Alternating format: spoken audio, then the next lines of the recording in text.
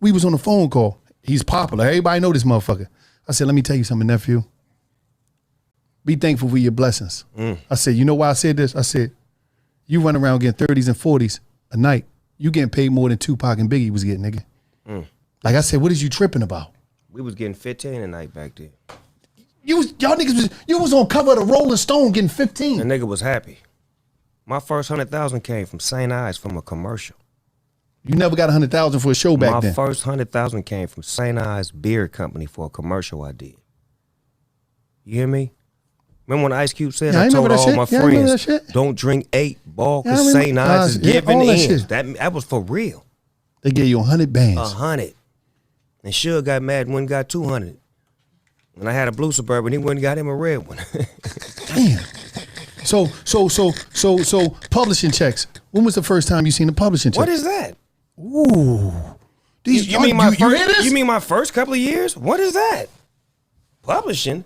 You mean I wrote all the deep cover, I wrote all the G thing, I wrote all the Dre Day, I wrote 70% of the Chronic, wrote all damn near 80% of Doggy Style, I wrote 70% of Warren G album, wrote 50% of Dog Pound album, wrote 60% of Murder Was a Case. And what is a publishing check? We don't know what that is. Damn.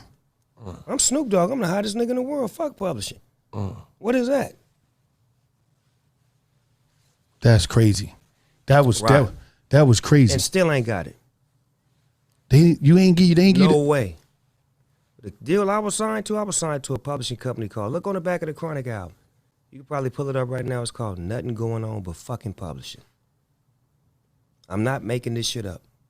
And when we just, every time that song, none of that shit you get. What? Only time I get paid is when I perform. God damn. But all that other shit, if you hear it, see it, nope. But it really don't get look. It don't really get a look like that. You don't really hear Death Row records in movies, TV shows, endorsed. You don't hear that. They don't shit. get synced like that. No.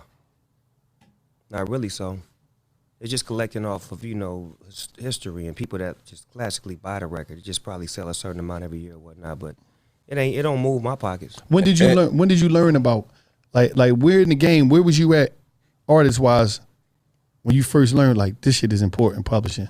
No Limit. Master P gave me a lesson on all of this shit. Like sat me down and explained everything. And he took me to Louisiana. We drove around the neighborhood. He said, pick out the house you like. Picked out the house I like. Had the paperwork. That's the first thing that was in my name ever. Took me to the dealership. Me and my wife, C Murder, drove us down there. Picked out a truck for me. Picked out one for her. In my name. First car is in my name. Account. Here's your accountant. This is your accountant. This is what they do. They take care of your business. They take care of your taxes. They pay your bills. Okay, I didn't know all that. I just thought niggas just put money in the shoebox under the bed and live like that. Structure. Business.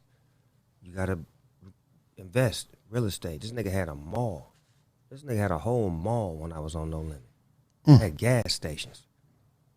This nigga had different money. The shit that was showing me like, okay, I gotta think different when I get back to LA. I can't just buy shit and not invest in shit.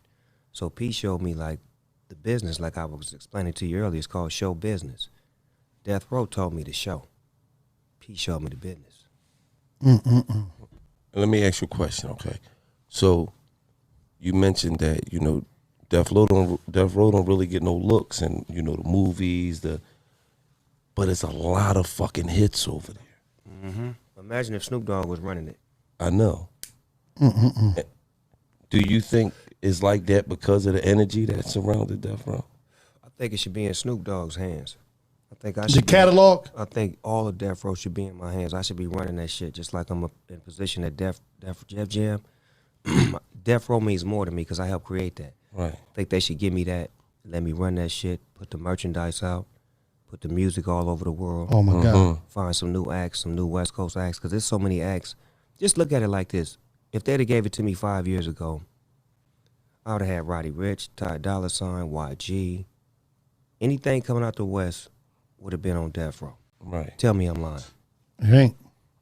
Tell me I'm lying. I mean, you connected, so they can't say you're lying. If I'm running Death Row Records, and all them little niggas need a deal, and they all my nephews. Not in all. I fucked with them all before they had deals. Right. If I had a position, this would have been an easy come on in. Layup. You up under the logo. Right. Who is administrating? Like, who running Death Row right now? What company got Death the Row owner? was bought by E1, and then E1 sold to a company called Blackstone.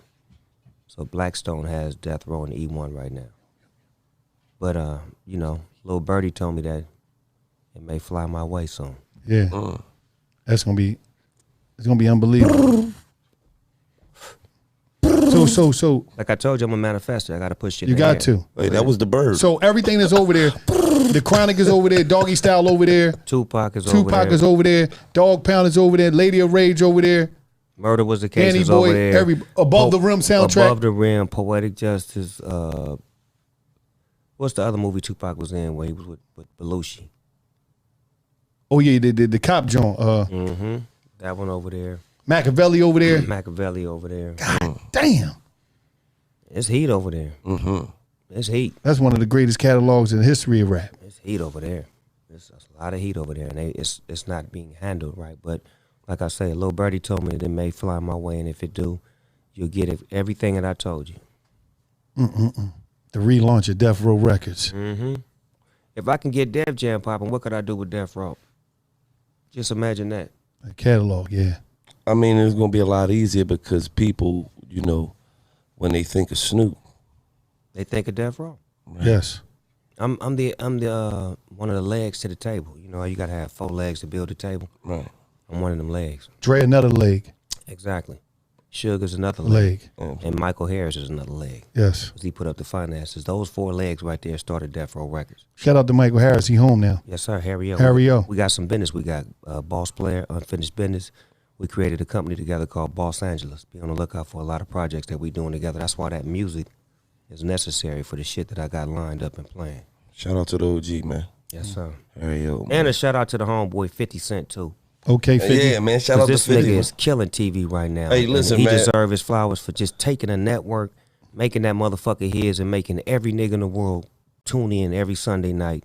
We used to watch HBO, we used to watch all The Wire and all kind of shit on other networks. Tell me I'm lying. Niggas is locked in on Sundays. Nigga, the Stars. 5-0 got it on lock. That's my nigga. We Shout out to see you 50. on there. See, God got you. Pastor Swift. Pastor Swift. Swift I'm go- gonna Swift keep it go all run way some back. Swift game. Yo, listen, Swift look like he on some Swifty shit too. Yeah. Yeah, B. I run a side hustle on the side. Swift look like, because the way he was eyeing, Mama, you know what I mean? Mama was eyeing me. Other way around, man. It's He pimping, all in man. that man house talking, it'd be nice if I could get a little dinner. I'm like, wait, hold Yeah. on. So, Come Pastor, on, man. you That's- taking this shit That's too how the pastors was back in them days, man. They was real friendly, you did? Yes, they was. Liable to wake up with that nigga on the couch like, what are you still doing here? Yup. Mom's tired. The pastor was tired. I put a blanket around and he on the Fetty, I couch. gave him the big piece of chicken, baby. Damn, huh? Your ass out of here, rebel. Nigga named Pastor Pillow. Nigga that rolled the J up and everything in the motherfucking house.